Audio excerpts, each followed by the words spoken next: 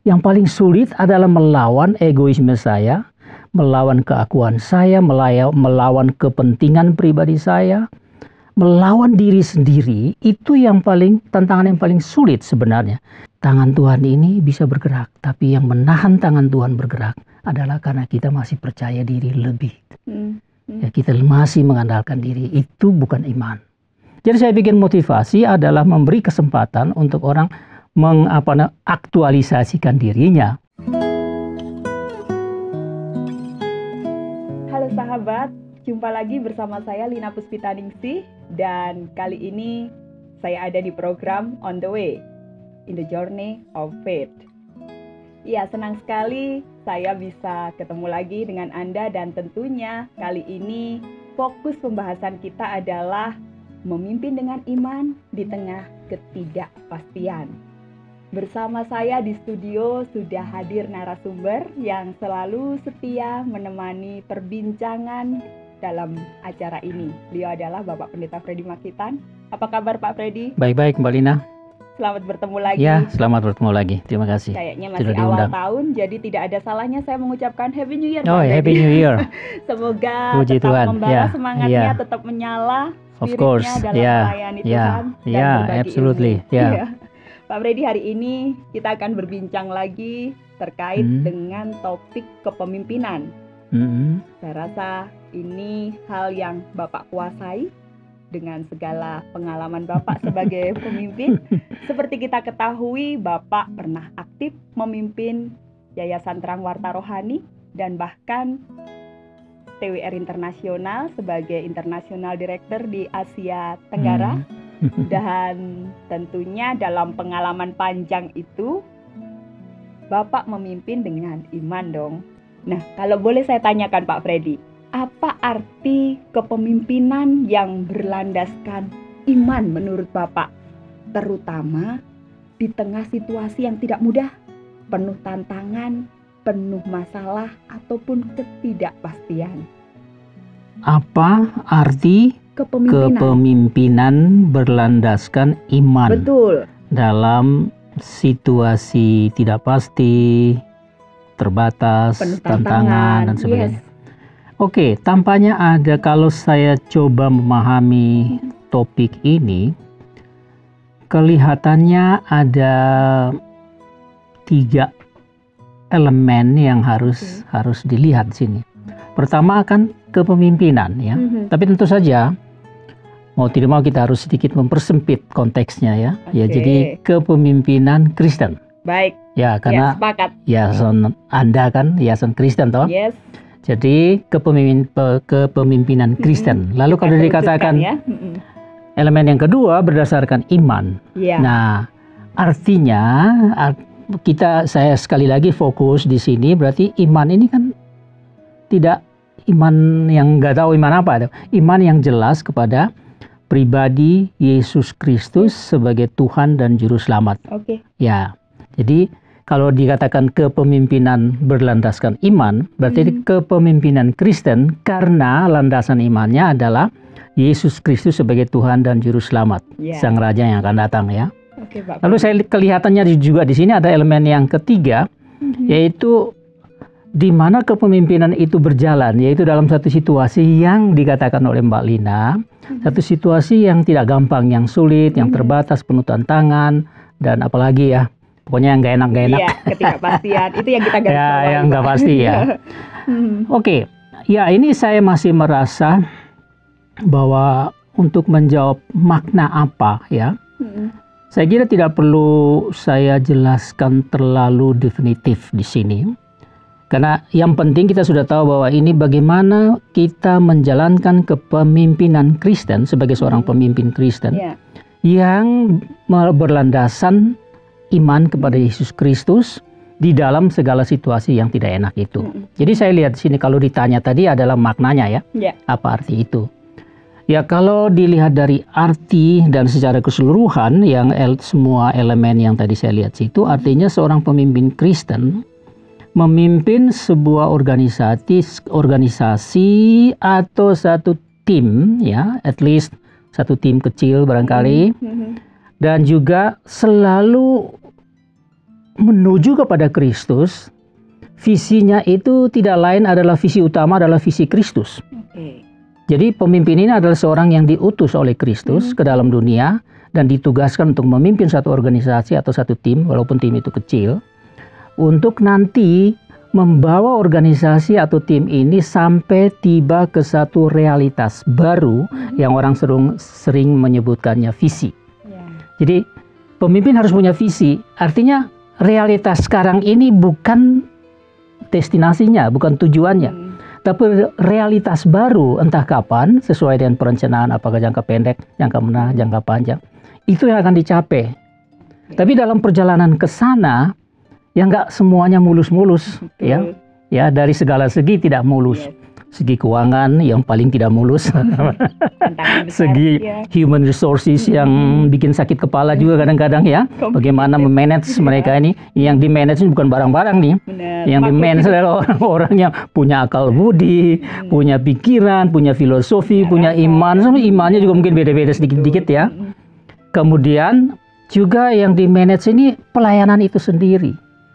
Nah, pelayanan ini kan selalu berada dalam situasi yang berubah, sehingga bagaimana pelayanan ini mengubah dirinya. Akhirnya pelayanan ini harus ada inovatif ya, harus lebih inovatif, kita harus sedikit lebih kreatif dan sebagainya. Jadi kalau dari topik ini saya menangkap maknanya yaitu bahwa secara singkat saja seorang pemimpin Kristen artinya dia dipanggil oleh Tuhan Yesus Kristus, landasannya adalah iman kepada Yesus Kristus, dari Kristus, juga di dalam Kristus melalui kita, dan tujuan akhirnya juga adalah Kristus. Kemuliaan Kristus sendiri. Lalu di dalam situasi yang sesulit apapun, ya pasti di sana akan ada hikmat, ada kebijaksanaan, ada kemampuan yang ditambahkan oleh Tuhan untuk bisa dipakai agar kita tetap sampai kepada tujuan, pada visi dan menjalankan misi itu dengan baik. Tidak bisa didefinisikan dengan enak kecuali saya menulisnya ya. Tapi kira-kira begitu yang saya tangkap dari apa yang diberikan ini, topik yang diberikan ini. Jadi berdasarkan pemikiran itulah ya kita bisa berdiskusi lebih jauh. Ya, saya menangkap hal itu. Thank you Pak Freddy. Dan tentunya iman menjadi modal utama bagi seorang pemimpin Kristen. Betul. Iya, tadi Pak Freddy sudah jelaskan dan pastinya pemirsa juga bisa menarik garis benang merah dari apa yang Bapak jelaskan. Pertanyaan selanjutnya Pak Freddy, tentunya pemimpin akan teruji dan menjadi kuat ketika berhasil menghadapi atau mencari solusi di saat masa-masa sulit. Dan pasti seorang pemimpin akan menghadapi hal itu kapan saja ya. Anytime akan terjadi hal-hal yang sulit yang tidak diinginkan, yang di luar ekspektasi. Menurut pengalaman Pak Freddy, bagaimana Pak Freddy mengatasi ataupun strategi apa yang Bapak bisa tuangkan dalam memimpin ketika tantangan itu datang, keterbatasan itu tiba-tiba ada, dan ketidakpastian ada di depan mata? Iya, pertanyaan ini amat sangat luas ya. Tapi mungkin saya harus menjawab setelah sedikit mempersempit dulu ya. Jadi kalau misalnya disebut tantangan, itu kan berarti ada permasalahan yang harus kita hadapi ya. Nah ini permasalahan apa dulu? Kan tidak semua metode, pendekatan, cara atau how to solve the problem itu tidak bisa sama untuk segala situasi, untuk segala masalah. Betul. Ya. Jadi sekarang kalau ditanya pengalaman ya berarti saya juga harus cerita ya. Cerita, tapi saya berusaha untuk ya. Saya harus pilih yang mana ini, karena saya tidak tahu pengalaman kepemimpinan saya itu ya, hitung yang kecil-kecil ya. Kita kan dari kecil dulu baru bisa ini. Awalnya itu kan saya memimpin, saya ciptakan masih sangat muda ya, belum sekolah teologi ya, belum sama sekali, tapi semangatnya itu sudah ada.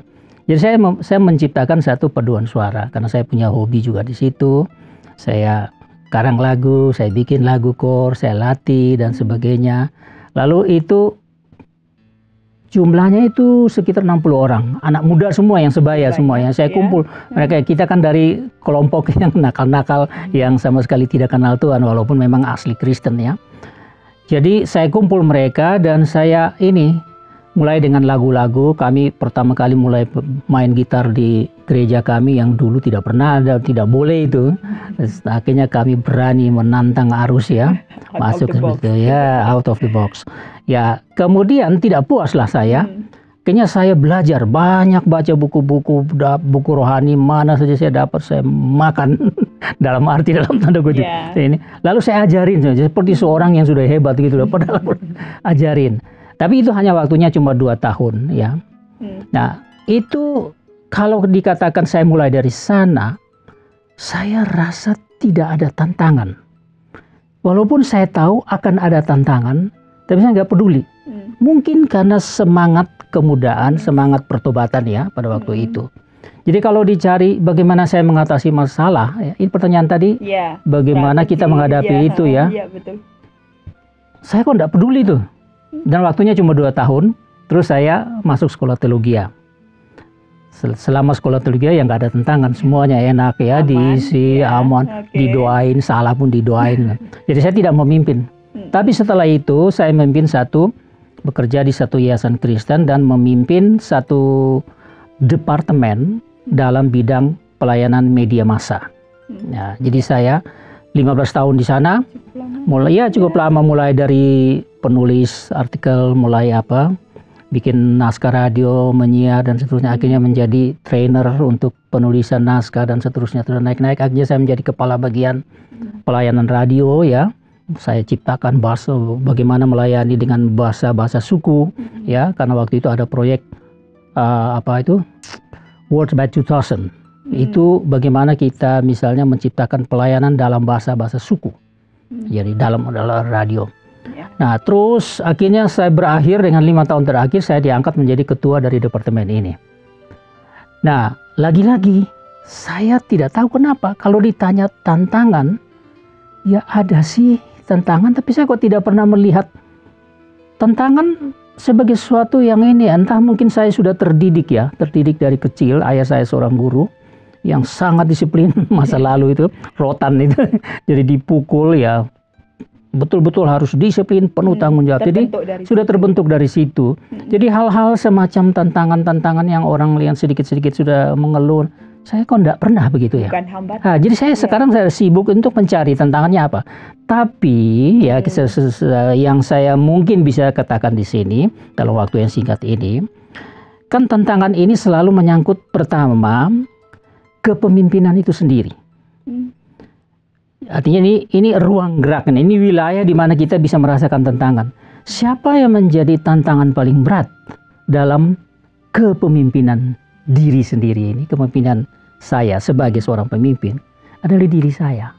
Yang paling sulit adalah melawan egoisme saya, melawan keakuan saya, melawan kepentingan pribadi saya, melawan diri sendiri. Itu yang tantangan yang paling sulit sebenarnya.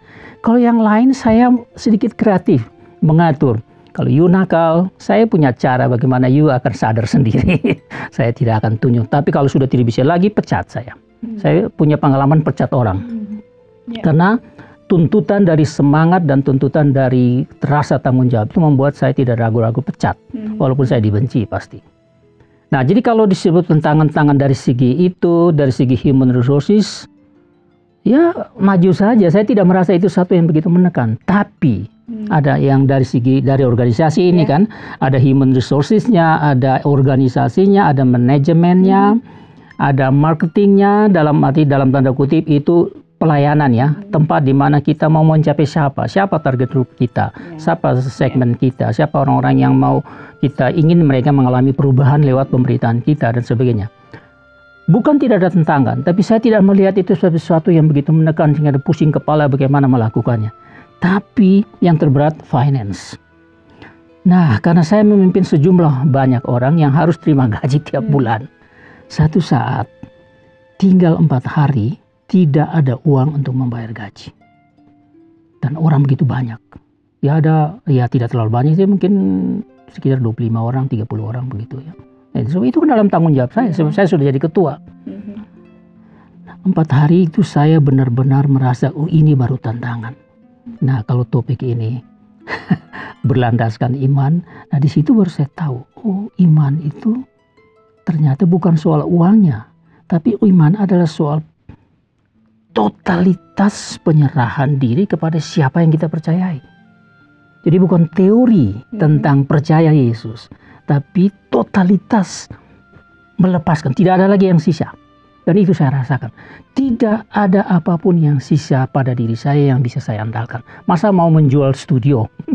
Nggak mungkin. Masa memberhentikan semua orang ini? Padahal radio, begitu you masuk dari siaran radio, tidak ada maaf lagi dari pendengar. Mati atau sakit itu soal you, tapi pendengar harus tetap mendengar. Harus dengar. Jadi apa alasannya?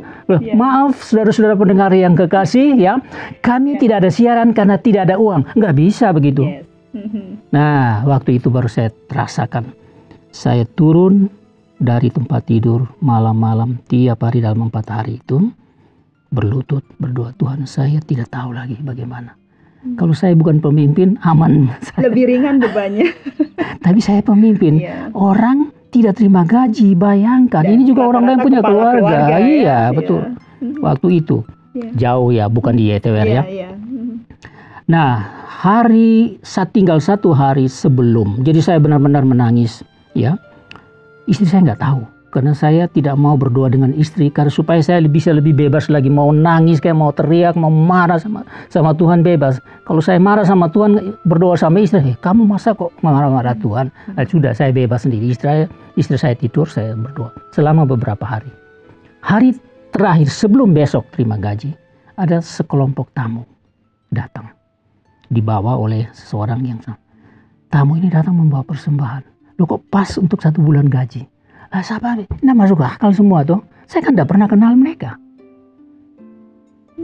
Tapi saya melewati 4 hari di mana kalau dikatakan tantangan dan apa artinya penyerahan total, ya, tidak ada lagi sisa yang kita andalkan. Segala kepintaran saya, kehebatan saya, popularitas saya, posisi saya, ternyata nggak bisa kasih uang. Saya harus betul-betul 100%, betul-betul 100%. Rupanya saya ambil pelajaran di situ. Tangan Tuhan ini bisa bergerak, tapi yang menahan tangan Tuhan bergerak adalah karena kita masih percaya diri lebih. Ya, kita masih mengandalkan diri, itu bukan iman. Jadi iman Tuhan mau lepaskan semua kepada saya. Nol ya, kita ya. Serah. Saya belajar itu. Nah, kalau itu saya cerita satu itu saja ya. Kalau Pak, ini banyak ini. Kalau belum lagi kalau saya di tempat ini ya yang saya dirikan ya, kemudian apalagi sudah pimpin Asia Tenggara di mana masing-masing negara dengan punya karakter anak mudanya sendiri ya, itu ya. Tapi saya ambil ini dulu ya, dari segi human resources, dari segi manajemen, semua rasanya dari segi pelayanan itu sendiri, karena saya suka melayani.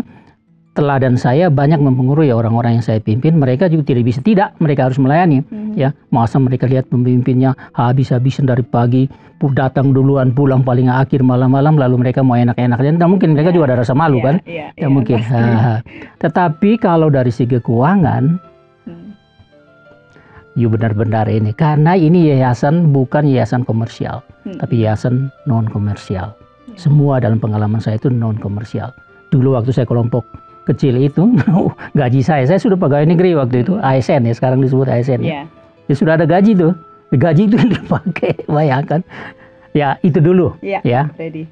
Iya, pengalaman iman yang luar biasa. Dari segi keuangan, dari yang lain. Dari segi finansial, mengerucut ke situ. Karena toh Pak Freddy seperti apa yang sudah di-sharingkan, dunia pekerjaan sesulit apapun itu bukan tantangan besar buat Bapak, karena toh bisa diselesaikan, karena memang untuk pribadi saya ya. Kita meyakini bahwa Pak Freddy ini teladan dalam daya juang, kreativitas, dan kami salut akan hal itu. Tapi pada satu titik Tuhan izinkan harus yang kayak gitu berserah penuh kepada Tuhan karena kondisi keuangan yang sangat minus, bahkan kemana lagi aku cari kosong, dan akhirnya dengan doa, dengan iman dan penyerahan penuh kepada Tuhan, itu Tuhan jawab tepat pada waktunya dengan angka yang persis. Persis ya. Ya ada lebih sedikit.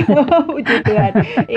Iya Pak Freddy, tentunya kembali kepada situasi sulit. Ketika Bapak memimpin dalam situasi yang sulit, mungkin dalam hal kurangnya finansial untuk biaya operasional, biaya gaji atau kesejahteraan, ada cara Bapak memotivasi tim yang Bapak pimpin. Nah, pengalaman ini mungkin penting untuk di-sharingkan. Bagaimana Bapak bisa memotivasi orang-orang yang Bapak pimpin ketika situasi sulit supaya visi tetap tercapai, pelayanan tetap berdampak. Semangat tetap ada, tentu saja. Ya, saya kalau dari segi memotivasi ya, sebenarnya saya tidak punya satu perencanaan bagaimana memotivasi orang ya. Tapi aslinya saya sendiri adalah saya seorang yang mungkin itu terdiri oleh ayah saya guru dari zaman Belanda ya. Jadi tahu sendiri kalau sudah sebut orang guru zaman Belanda itu lain itu, tidak sama dengan guru-guru sekarang ya. Agak militer ya, barangkali. Militer bukan agak lagi ya. Ya militer betul ya. Jadi mungkin itu punya pengaruh ya sehingga saya banyak pengaruh dalam hidup saya. Nah kalau sekarang memotivasi, saya tidak punya satu perencanaan khusus bagaimana memotivasi ya. Tapi saya seorang cukup mencintai keteraturan. Saya punya salah satu ciri khas ya, Mbak Lina mungkin tahu ya, Mbak Lina dulu pernah menjadi PA saya ya. Tahu bagaimana saya tuh mau semuanya rapi, teratur dan semua saya manage dengan baik. Saya berani apapun tugas yang besar seperti satu kali kita lihat bagaimana seluruh pimpinan internasional dari lembaga TWR ini datang, baik internasional maupun regional maupun lokal dalam arti nasional, semua kumpul di sini dalam situasi politik Indonesia yang tidak begitu gampang ya. Saya berani. Tidak ada satu negara pun termasuk Cina berani terima. Saya berani. Karena apa? Saya mempunyai satu kemampuan anugerah yang Tuhan berikan pada saya bagaimana saya memanage. Nah, manajemen ini sudah membuat orang, menurut saya ya, sudah membuat orang termotivasi. Dalam arti begini, semua orang akan takut kalau saya tidak lakukan tugas saya, rusak semua yang lain. Karena ini kan berkelindan ini ya, itu kait-mengait semua ya. Satu seksi apa itu tidak baik bekerja, macet di situ. Macet. Ini sama seperti kalau radio itu kan pesawat radio itu ada banyak komponen. Satu komponen saja rusak, radio itu nggak bunyi, nggak bisa. Jadi karena manajemen saya sudah begitu, semua orang dengan sendirinya, loh saya harus melakukan itu. Dan itu saya buktikan sendiri. Jadi kalau ditanya memotivasi di dalam keadaan sulit, pengalaman saya itu ada di dalam manajemen. Itu yang pertama. Saya tidak pernah nasihat kalian tuh harus pegang visi dan sebagainya. Enggak. Saya tidak ada itu. Karena begini, semua staf yang kita pimpin tidak semua sama di dalam karakter. Ya, motivasi datang ke dalam satu lembaga umumnya hampir 100% itu datang untuk tidak bisa ditipu bahwa cari nafkah. Gak bisa, walaupun ada juga yang kadang-kadang bilang kita melayani Tuhan bukan cari uang, tapi sebenarnya dia butuh uang. Tidak mungkin. Ya jarang kita dapatkan orang yang datang, saya tidak perlu gaji Pak Direktur ya, saya mau menyerahkan diri. Kecuali dia sudah punya uang ya baru. Kalau ini tidak bisa. Tapi kan visi misi dari lembaga ini sudah ada ya, tertulis juga semuanya dan itu diseminarkan dan seterusnya. Jadi orang sudah tahu. Nah, tinggal karakter masing-masing, dia tuh mau apa? Dia melihat visinya atau dia melihat pekerjaannya. Terbanyak melihat pekerjaannya. Bagi saya tidak apa-apa kalau dia lihat pekerjaannya, berarti visinya akan tercapai nanti. Karena ini semua seperti komponen toh. Nah, jadi cara memotivasi saya ya manajemen itu. Yang kedua, jadi artinya manajemen ini akan membuat tantangan yang dari luar itu tidak gampang merusak keadaan di dalam. Ya. Jadi orang termotivasi oleh karena dia masing-masing merasa bertanggung jawab. Nah, yang kedua itu memang teladan saya sendiri. Saya harus akui tanpa ragu-ragu bahwa saya ini juga bukan satu perencanaan. Ya, mengalir. Ya, jadi sudah tertanam dari kecil. Saya adalah tipe satu orang, kalau saya diberi tugas, saya akan lakukan itu sepenuhnya. Sepenuhnya. Saya tidak butuh orang mengawasi saya. Tidak butuh. Ya, saya menjadi pengurus ini, pengurus sana, pengurus ini, banyak saya dalam pengalaman itu ya, di luar pekerjaan yang utama saya. Dan tidak pernah saya tidak melakukan tugas. Sementara saya juga masih melihat ada teman-teman yang lain, ya jadi ini, jadi itu, tapi mereka tidak kerja. Ya saya kerjakan punya mereka.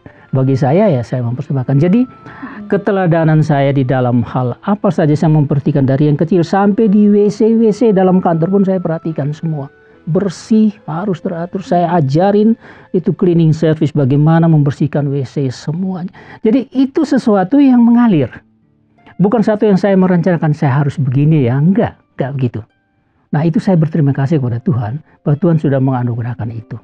Apalagi kalau saya mau belajar memang mengoreksi diri, ya, melihat diri, mengakui dengan jujur saya punya kekurangan, kelemahan. Nah, di situ saya akan termotivasi lagi. Itu semua bisa menjadi driving force untuk saya maju lagi. Ya. Tapi kalau saya tidak peduli dengan diri saya sendiri, ya saya juga tidak peduli dengan orang lain. Ya, yang penting dapat gaji kan, itu aja. Nah, ya kalau pertanyaan tentang memotivasi, ya itu tadi manajemen saya, ya teladan saya.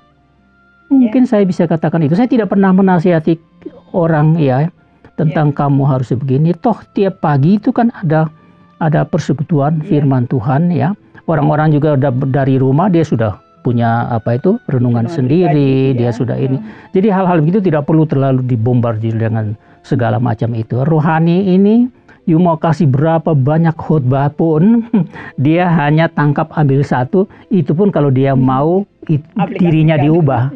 Kalau dia tidak mau 1000 khotbah nggak ada artinya semua. Jadi hanya kembali kepada. Jadi saya pikir motivasi adalah memberi kesempatan untuk orang mengaktualisasikan dirinya. Ya mudah-mudahan dia sadar bahwa dia lakukan itu untuk Tuhan.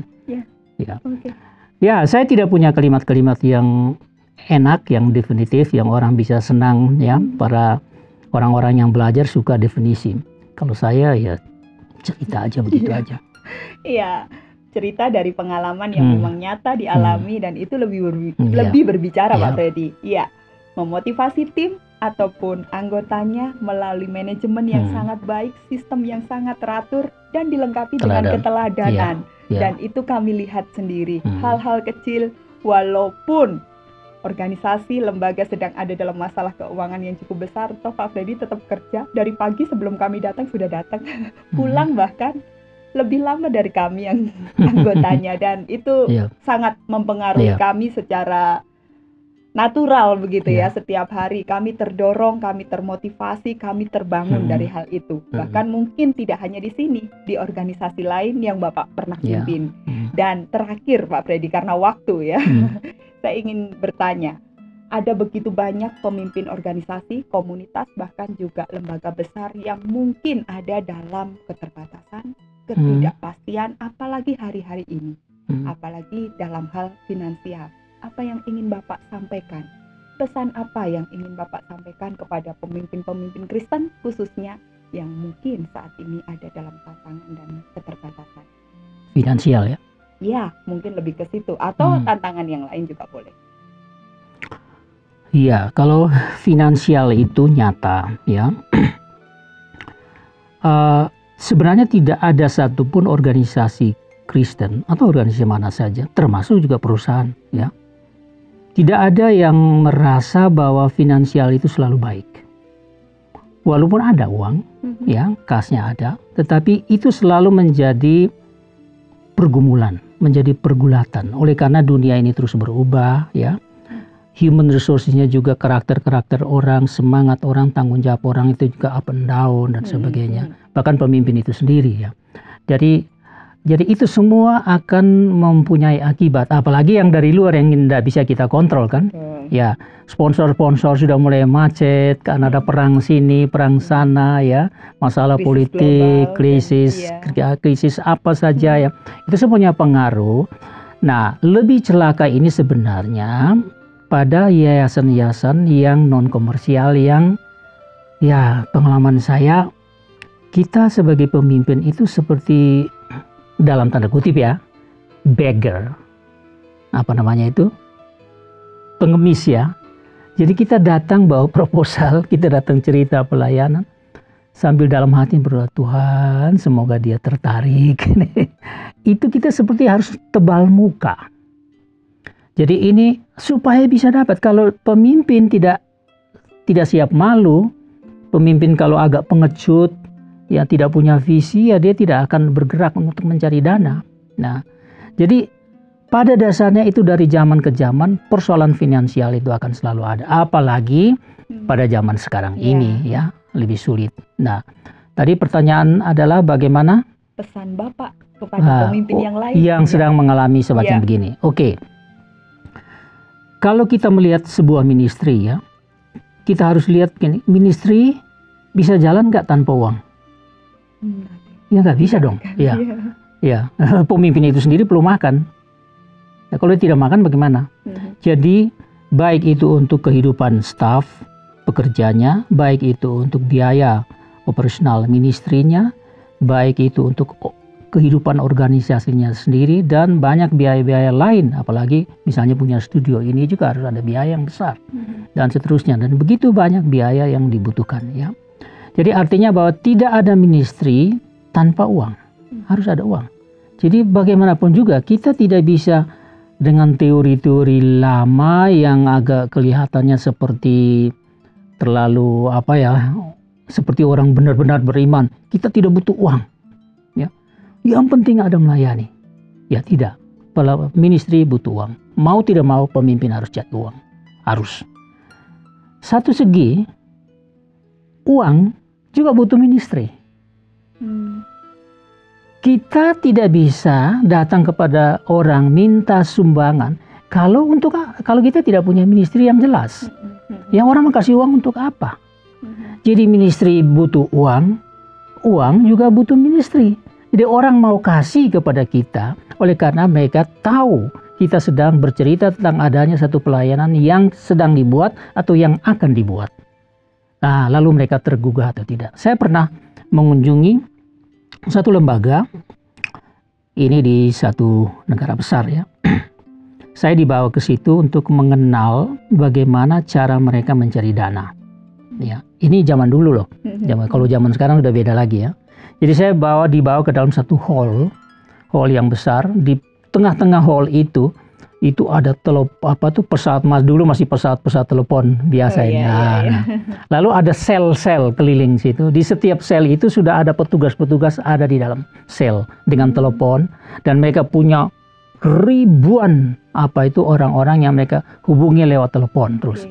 Lalu saya dibawa ke tengah itu untuk ruang monitor di tengah-tengah itu yang ada sekumpulan. You silakan mau ambil dengar. Sel sana ada bercakap-cakap tentang apa, sel sana sedang bercakap-cakap tentang apa, keliling itu. Saya dengar satu-satu.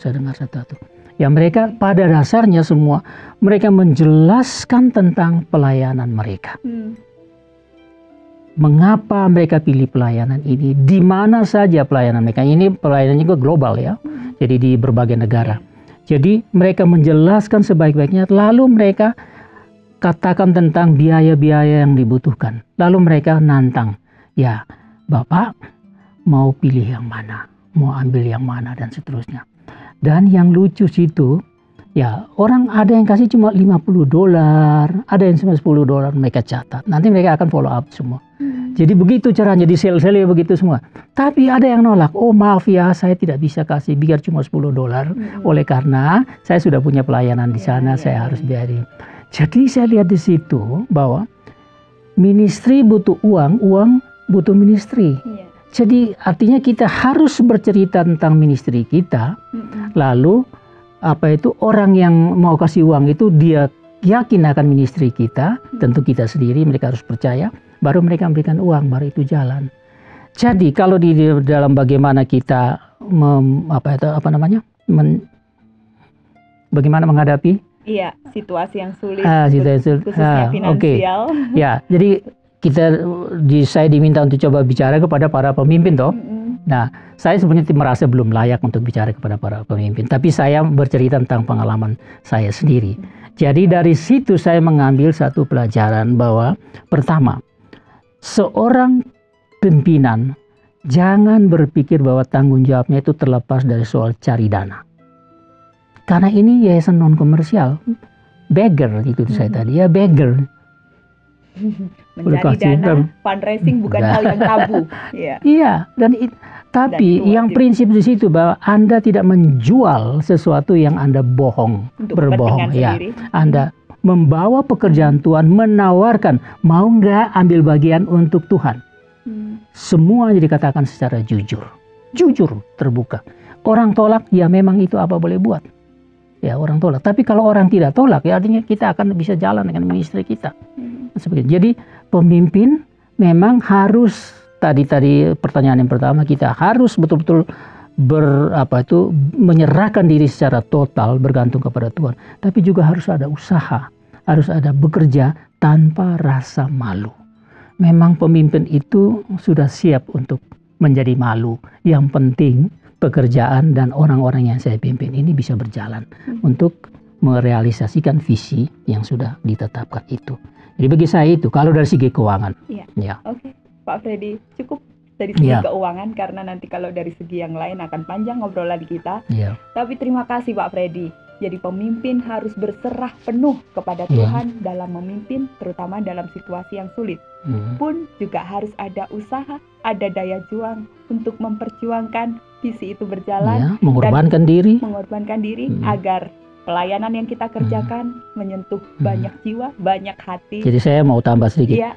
Kalau kita tidak punya itu ya, itu tadi, ya lebih baik menolak kalau diminta jadi pemimpin. Karena kita mau jadi pemimpin yang pengecut, yang hanya memberikan diri, ya jangan, karena kita akan menjadi perusak. Karena yang rusak itu banyak. Begitu beratnya seorang pemimpin, toh. Biar itu satu tim kecil sekalipun, begitu menentukan seorang pemimpin. Jadi kalau tidak bisa, lebih baik tolak terus terang saja. Tapi jangan terima, tapi tidak kerjakan. Karena rusaknya lebih parah. Apalagi kalau itu 5 tahun periode, parah selama 5 tahun, bangun kembali itu susah. Ya, itu sebagai tambahan. Thank you, closing statement. Ya, terima kasih banyak Pak Freddy sekali lagi untuk pelajaran berharga hari ini, dan tentu saja di lain kesempatan kita akan bertemu lagi dengan topik obrolan yang berbeda. Ya, baik, terima kasih. Pemirsa, terima kasih untuk kebersamaan Anda. Kiranya perbincangan kita hari ini, fokus obrolan kita hari ini bermanfaat untuk Anda.